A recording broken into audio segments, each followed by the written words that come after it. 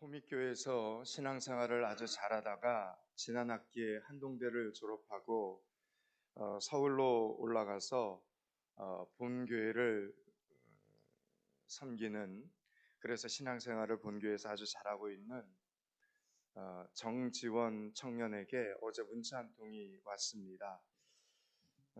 서울에서 공부하기 위해 지난주 포항에서 서울로 올라온 윤민혁 A 청년이 나눔의 교회에서 함께 주일 예배를 드리게 될 것이라는 문자였습니다.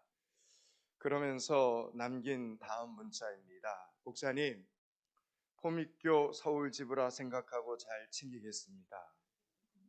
그래서 제가 이렇게 문자를 보냈습니다. 포믹교 서울 지부 담당 간사로 임명합니다. 지원 형제의 대답입니다. 오, 목사님 잘 알겠습니다. 제가 마지막으로 문자를 이렇게 보냈습니다. 포믹교 서울 지부 곧 신방 한번 갈게요. 마지막 대답입니다. 오, 목사님 너무 좋아요.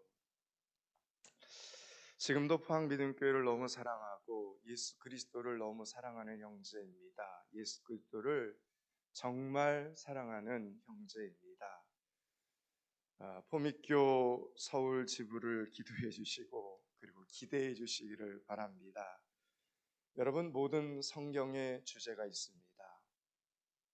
모든 성경의 주제는 언제나 예수 그리스도이십니다. 여러분들이 별로 아멘을 안 하시는데 이게 진리입니다. 모든 성경의 주제는 언제나 예수 그리스도이십니다. 그래서 여러분들이 구약 성경을 보든 신약 성경을 보든 창세기를 보든 요한계시록을 보든 그 성경책에서 예수 그리스도를 발견해야 됩니다. 여러분, 오늘 우리가 읽은 욥기에도 수많은 구속사적인 그림들이 담겨 있는 책입니다. 보면 욥기인데도 죄 없이 고난 받으시는 예수 그리스도의 모습이 등장합니다. 욥기인데도 자식의 죽음을 견뎌내야 하는 하늘아버지의 고통이 등장합니다. 침묵하시는 하나님을 향한 피 맺힌 절규 등 십자가 사건에 대한 예표가 속속들이 들어 있습니다. 그래서 욥기는 참 중요한 책입니다. 그럼에도 불구하고 욥기는 성도들이 결코 읽기 쉬운 책은 아닙니다. 우리는 성경을 읽을 때 은근히 기대하는 바들이 있습니다. 성경을 읽으면서 현실에서 위로받고 싶은 기대감이 있고, 그리고 원인과 결과가 명확하여 우리의 머리로 이해가 되는 책을 읽을 때 우리는 은혜를 받습니다. 그런데 욥기는 정반대입니다. 욥이 왜 고난을 받아야 하는지 성경은 끝까지 알려주지 않습니다. 그래서 그런지 지금까지 하나님, 저를 욥과 같이 쓰임받게 하여 주시옵소서라고 기도하는 성도는 제가 본 적이 없습니다. 다 다윗처럼 에스더처럼 쓰임받게 해주십시오, 바울처럼. 그런데 욥처럼 쓰임받게 하여 주시옵소서라고 간절히 기도한 성도는 제가 본 적이 없습니다. 그러나 우리 포항믿음교회는 2026년 선포한 대로 모든 성도들이 1년에 1독 성경 읽기를 실천하고 있기 때문에 욥기에 대해서 꼭 알아야 할 부분들을 좀 살펴보려고 합니다. 먼저 욥기는 크게 5부분으로 구성되어 있습니다. 몇 개 부분요? 5부분.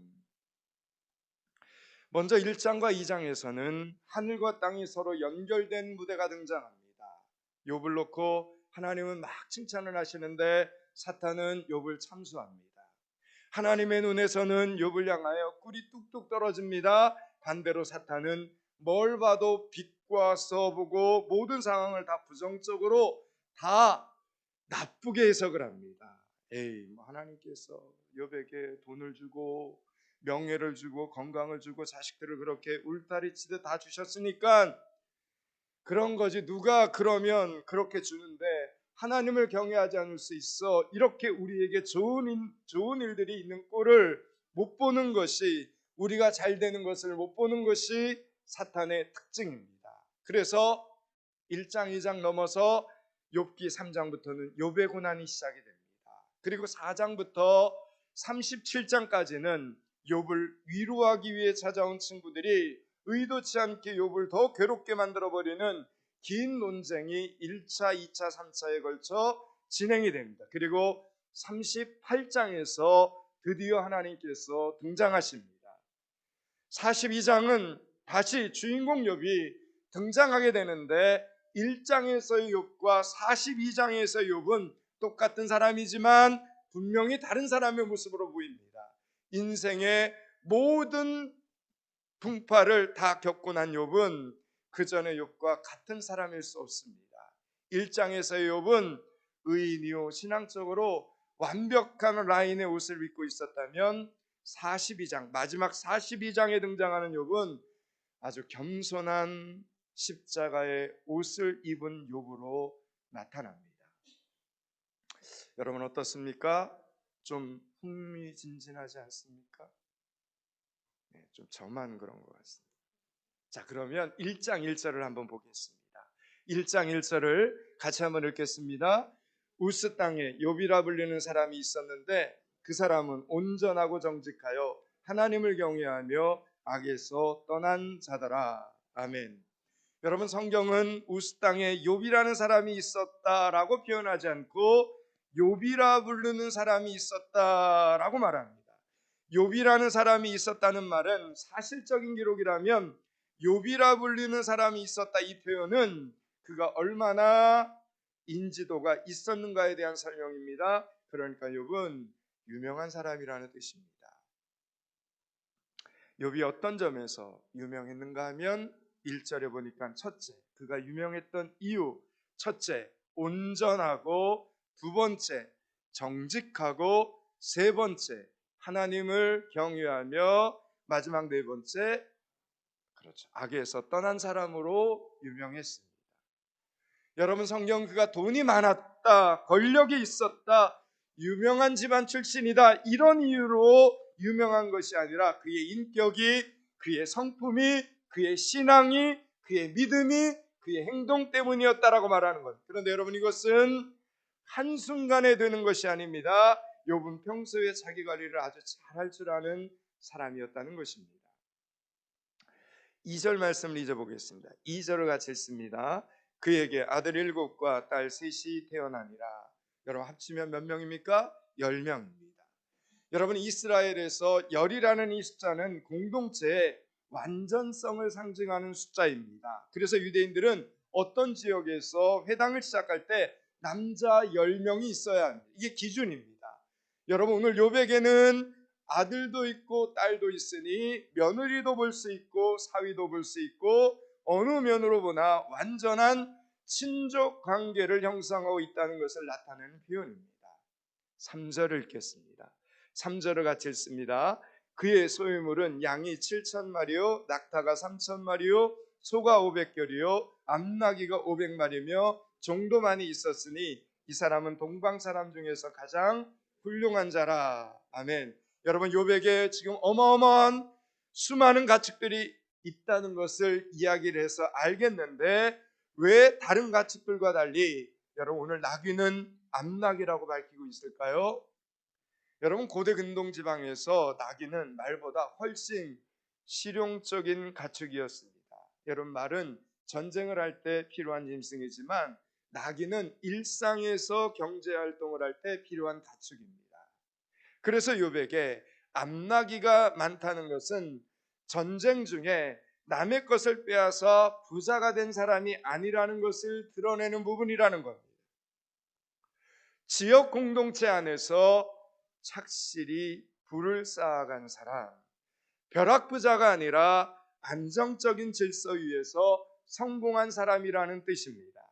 특히 암나귀는 새끼를 낳아 번식을 할 수 있고 우유를 생산하며 장거리 운송에 안정적입니다. 암나귀는 그래서 그 시대의 핵심 자산이었습니다. 그러니 이 사람은 앞으로 점점 잘 되고 점점 더 부유해질 가능성이 무궁무진한 사람이라는 겁니다. 그래서 욥기 1장에서 나오는 욥이 가진 이 부유함은 사람의 힘으로는 도저히 빼앗을 수 없는, 사람의 힘으로는 도저히 파괴할 수 없다는 것을 말하고 싶은 것입니다. 그러나 그럼에도 불구하고 하루아침에 우리가 아는 것처럼 욥의 모든 것이 무너집니다. 이것이 우리 인생이 이렇게 어려운 것입니다. 절대로 무너질 수 없을 것 같은 철옹성이 무너지고 쓰러지고 사라집니다. 아무도 내일을 장담할 수 없는 것이 이 세상에 정하신 하나님의 질서라는 이 사실을 기억한다면 우리 인간은 하나님 앞에 겸손할 수밖에 없는 것입니다. 사랑하는 여러분, 오늘도 내일도 하나님 앞에 늘 겸손한 성도들이 되실 수 있기를 주님의 이름으로 축복합니다. 4절 5절 말씀을 같이 읽습니다. 그의 아들들이 자기 생일에 각각 자기의 집에서 잔치를 베풀고 그의 누이 3명도 청하여 함께 먹고 마시더라. 그들이 차례대로 잔치를 끝내면 욥이 그들을 불러다가 성결하게 하되 아침에 일어나서 그의 명수대로 번제를 드렸으니 이는 욥이 말하기를 혹시 내 아들들이 죄를 범하여 마음으로 하나님을 욕되게 하였을까 함이라. 욥의 행위가 항상 이러하더라. 아멘. 자녀들이 생일 잔치를 하고 나면 아버지 욥은 자녀들을 불러다가 하나님 앞에 예배를 드렸는데 그 이유가 오늘 말씀을 혹시 마음으로라도 혹시 하나님을 욕되게 하였을까 싶어서 생일 잔치를 하고 나면 반드시 하나님 앞에 자녀들을 다 불러 모아놓고 예배를 드렸다는 것입니다. 여러분, 이 말은 욥의 자녀들이 행위로는 하나님을 욕되게 하지 않았다는 뜻입니다. 이미 아버지가 귀에 못이 박히도록 신앙교육을 잘 시켜놨기 때문에 어디 가서 경고망동하지 않았습니다. 동방에서 지금 유명할 정도로 재벌집의 자녀들인데 자식들의 행위가 다 온전했다라고 성경은 증언하고 있는 겁니다. 아버지 욥도 그 사실을 너무나 잘 알고 있었습니다. 그래, 우리 아이들은 어디 가서 하나님을 욕되게 하지는 않지. 그러나 혹시 마음으로 하나님께 죄를 지을지도 모르니 예배를 드리면서 생각나는 죄들이 있으면 회개할 수 있도록 예배의 시간을 지켜야지. 이런 삶을 살았기 때문에 하나님께서 욥을 계속해서 칭찬을 하신 것입니다. 자기뿐만 아니라 자녀들까지도 믿음으로 살 수 있도록 자리를 만들고 신경을 쓰고 자녀들의 믿음을 위해서라면, 자녀들의 신앙을 위해서라면 아버지로서의 권위까지도 사용한 욥을 발견하게 됩니다. 얘들아, 아버지의 소원이다. 얘들아, 그러니 모여라. 얘들아, 예배드리자. 사랑하는 여러분, 이런 믿음이면 좋은 일만 이 가정 안에 있어야 되는 것 아니겠습니까? 혹시 지나가다가 돌이 이렇게 떨어져도 피해가야 하는 것이 하나님의 축복이 아닐까요? 이렇게 신앙생활을 잘하는 가정입니다. 그런데 일이 이상하게 돌아갑니다. 오늘 본문을 좀 넘어서 10절, 11절, 12절을 한번 찾아 읽겠습니다. 10절, 11절, 12절을 같이 읽습니다. 주께서 그와 그의 집과 그의 모든 소유물을 울타리로 두르신 때문이 아니니이까. 주께서 그의 손으로 하는 바를 복되게 하사 그의 소유물이 땅에 넘치게 하셨음이니이다. 이제 주의 손을 펴서 그의 모든 소유물을 치소서. 그리하시면 틀림없이 주를 향하여 욕하지 않겠나이까. 여호와께서 사탄에게 이르시되 내가 그의 소유물을 다 내 손에 맡기노라. 다만 그의 몸에는 내 손을 대지 말라. 사탄이 곧 여호와 앞에서 물러가니라. 아멘. 여러분, 이 부분을 놓고 우리는 깊은 고민에 빠집니다.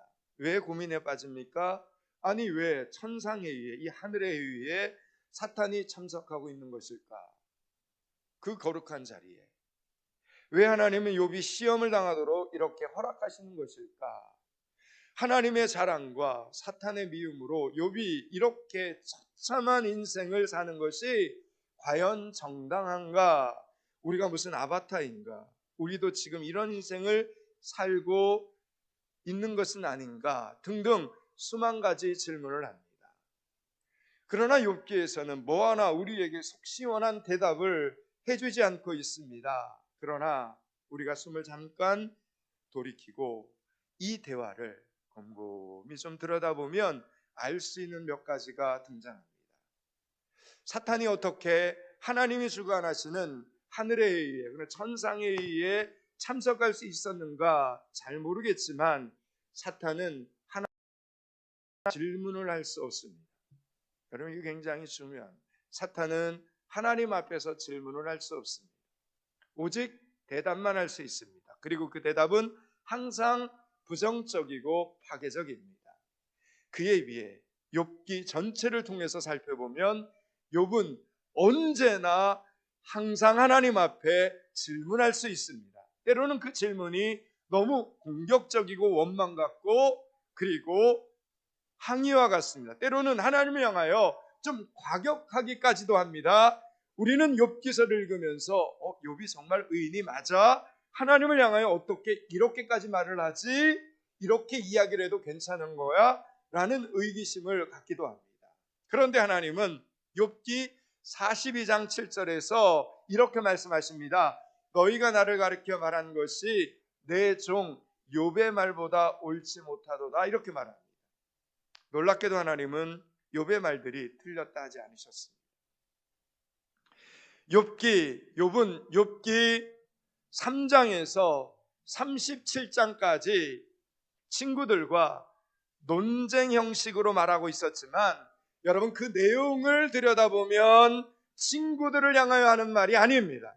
전부 다 욥은 하나님을 향해 말을 했습니다. 하나님, 왜 제가 이런 일을 겪어야만 하는 것입니까?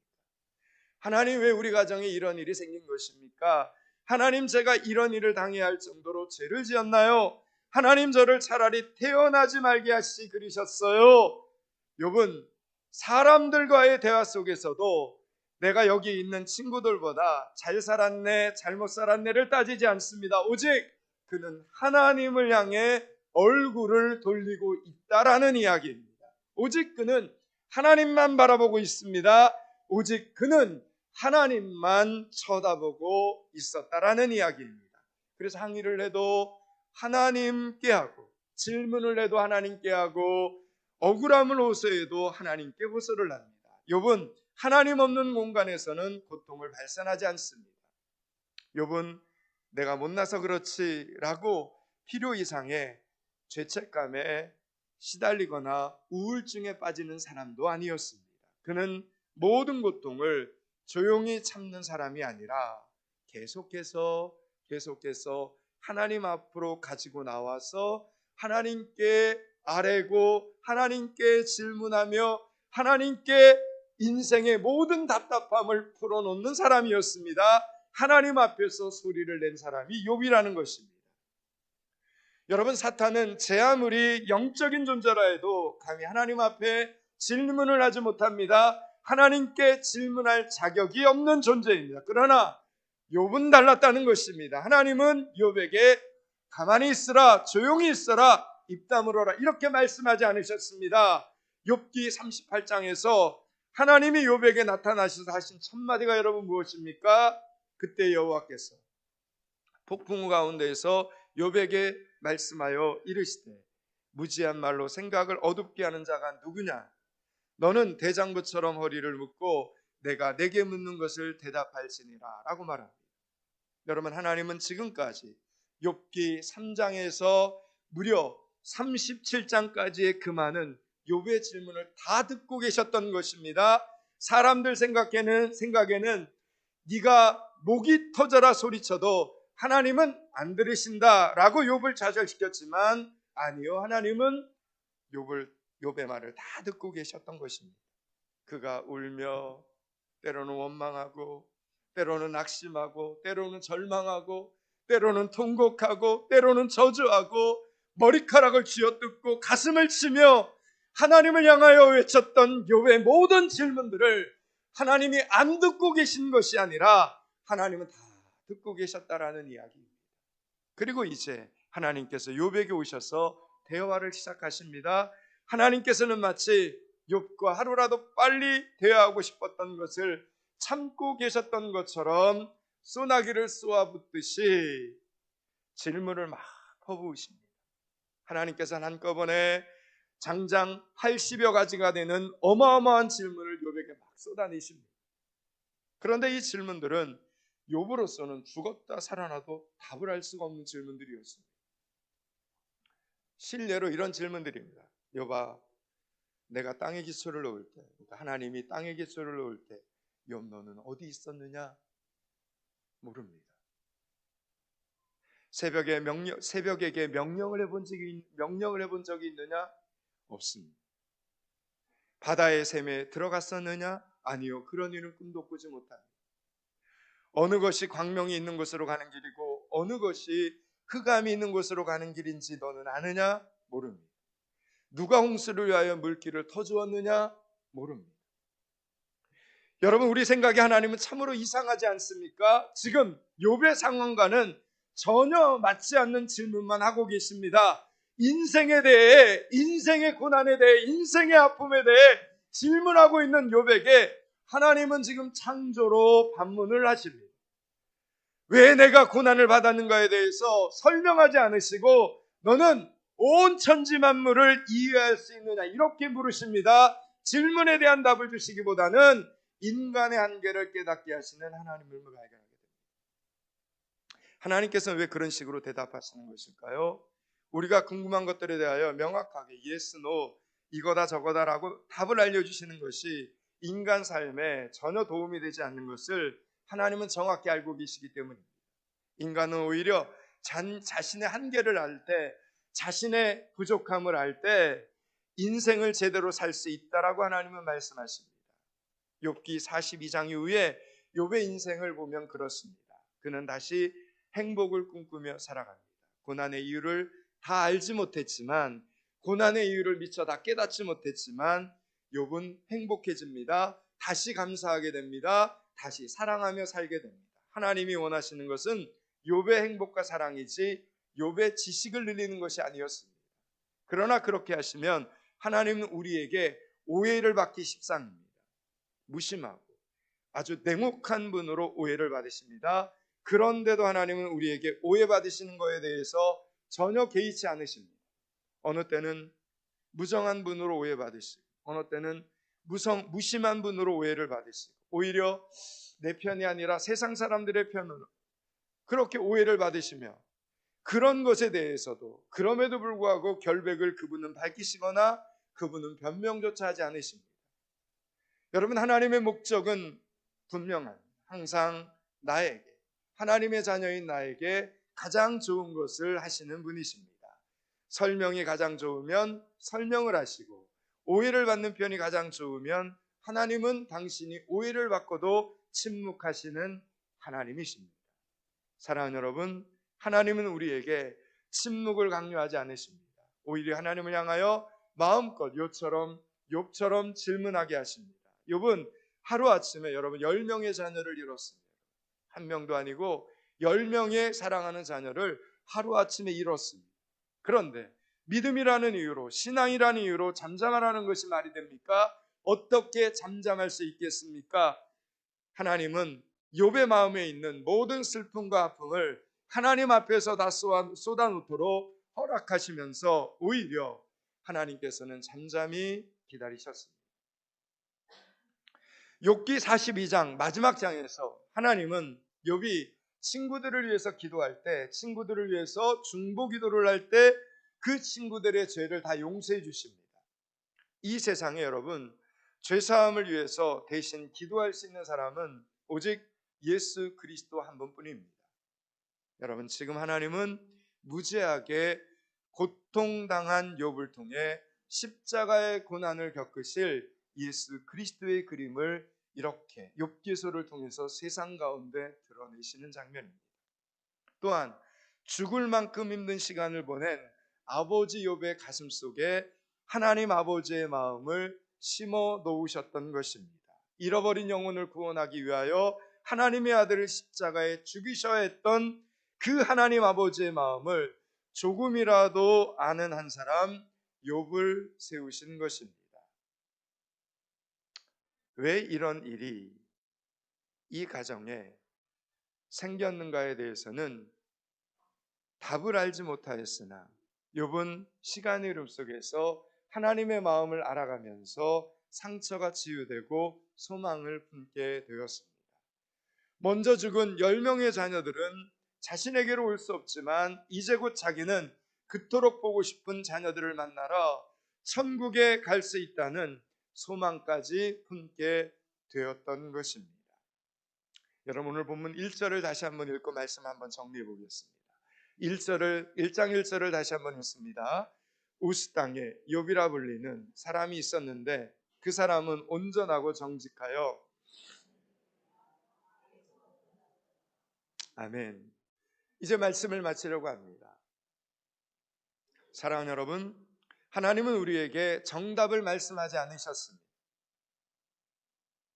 오늘 본문의 제목처럼 오직 하나님은 십자가의 언어로 대답할 뿐입니다. 오직 십자가의 언어로 말씀하실 뿐입니다. 욥의 머릿속에 하나님의 질문이 몇 가지나 남아 있었을까요? 80개 중에 10개, 20개쯤 남아 있었을까요? 오늘 우리의 머릿속에 성경 66권의 말씀은 들어왔다 사라지고 단어 한 개, 이름 한 개만 겨우 남아 있을지 모릅니다. 그러나 걱정하지 마십시오. 그래도 우리는 회복됩니다. 회복을 넘어 부흥으로 나아가게 됩니다. 우리 모두 십자가의 은혜를 다시 한번 생각하고 깨닫는 순간 우리의 영이 회복되고 기운을 내고 새 힘을 얻어 부흥의 역사를 향하여 힘있게 발을 내딛게 되는 것입니다. 오늘 욥이 일어났다면 우리는 왜 못 일어서겠습니까? 얼마든지 일어날 수 있음을 믿으시기 바랍니다. 어떤 어려움과 고통 중에 있더라도 오늘 또 한번 주신 말씀 아멘으로 받고 두 손 모아 기도하고 고개 숙여 은혜 받는 여러분들이 되실 수 있기를 축원합니다. 그렇게 회복을 넘어 부흥으로 나아가는 포항미등교회 성도들이 되시기를 주님의 이름으로 축원합니다. 기도하겠습니다. 하나님, 주신 말씀 아멘으로 받고 두 손 모아 기도하며 무릎 꿇고 은혜 받는 성도들 되게 하여 주시옵소서. 십자가의 사랑, 십자가의 은혜로 사로잡혀 사는 믿음의 성도들, 믿음의 청년들 되게 하여 주시옵소서. 예수 그리스도 이름을 받들어 기도드리옵나이다. 아멘.